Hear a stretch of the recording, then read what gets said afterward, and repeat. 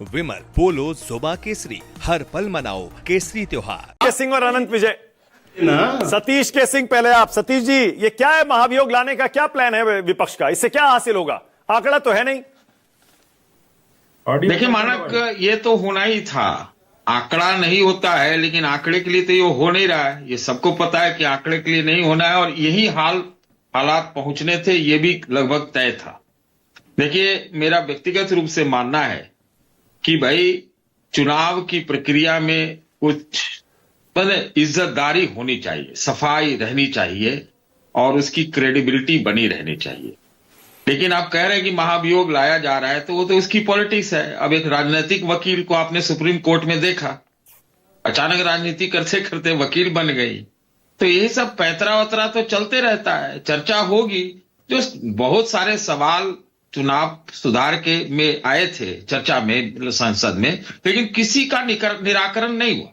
ये बात तो बिल्कुल सही है, और उसको रोक के रखा गया था चुनाव के चर्चा। सतीश जी, चुनाव के सुनिए, सुन लीजिए, चुनाव के चर्चा को 2 महीने रोक कर रखा गया कि ये पहले इस मुद्दे पर चर्चा नहीं हो सकती। उसके पक्ष में तर्क दिए गए।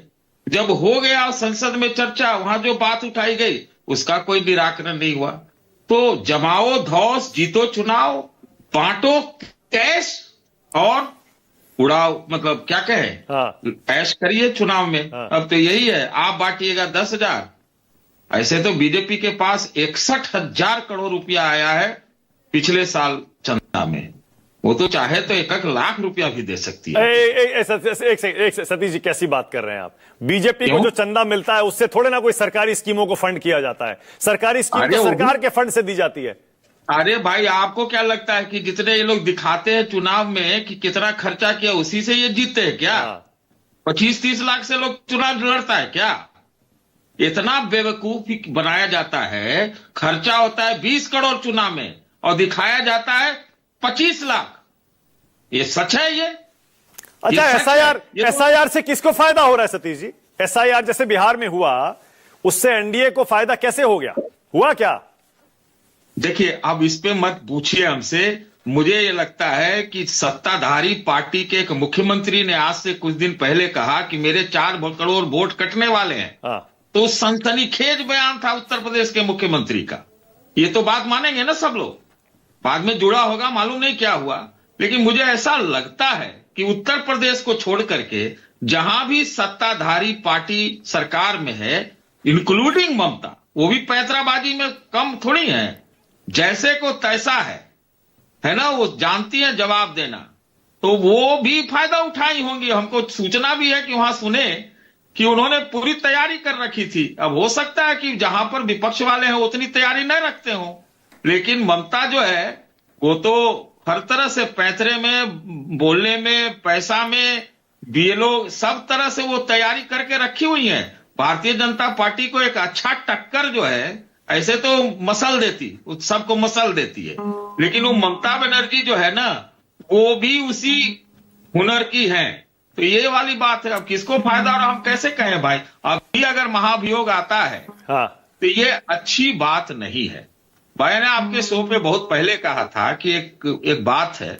अब पीछे चले जाएंगे, बीजेपी वाले पीछे चल जाते हैं। हो सकता है कि 15वीं शताब्दी में चले जाए। और तब ये हुआ था, तब वो हुआ था, अभी क्या हो रहा है उसका कोई जवाब नहीं।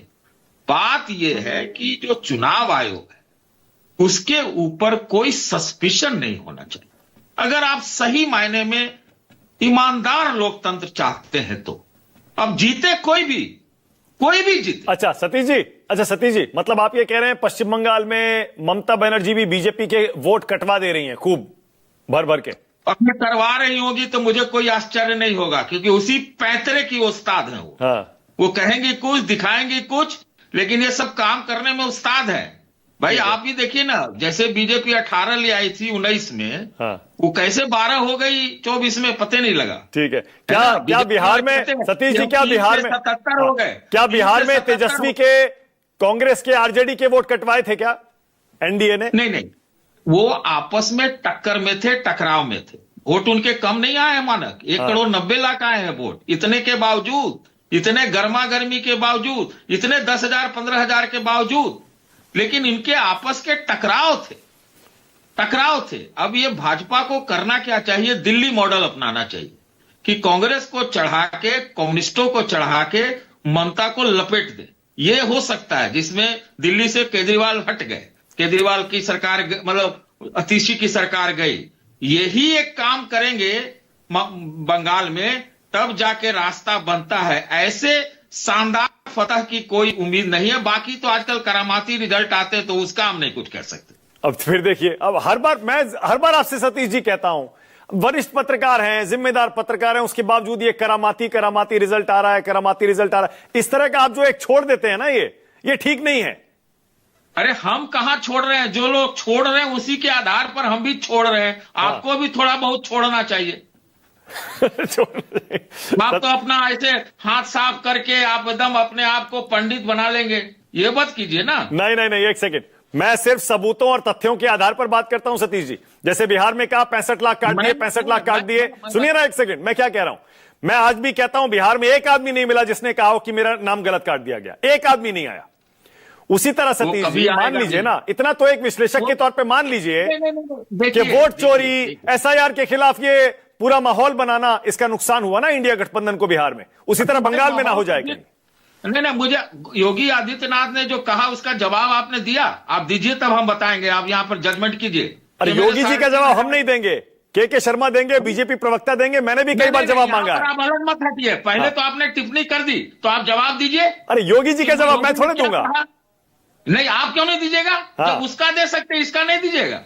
ना, एक सेकंड, मैं बताता हूँ आपको, मैं बताता हूँ। मैंने खुद यही सवाल बीजेपी के कई प्रवक्ताओं से पूछा। मानक एक चीज, मानक राजनीतिक विपक्ष जो होता है वो अपनी राजनीति करता है, मैं मानता हूं। वो भी छल प्रपंच करता है, बहुत करता है। लेकिन जो मुद्दे सामने आए हैं, कोई कोर्ट चला जा रहा है, कोई विरोध प्रदर्शन कर दे रहा है, कोई रैली बुला ले रहा है, कई तरह के मौतों की बात आ रही है, जिंदा जो है मृत पाए जाते हैं, मृत को जिंदा लेकर के कोर्ट में चलाया जाता है। ये सारे सवाल तो निश्चित रूप से है ना।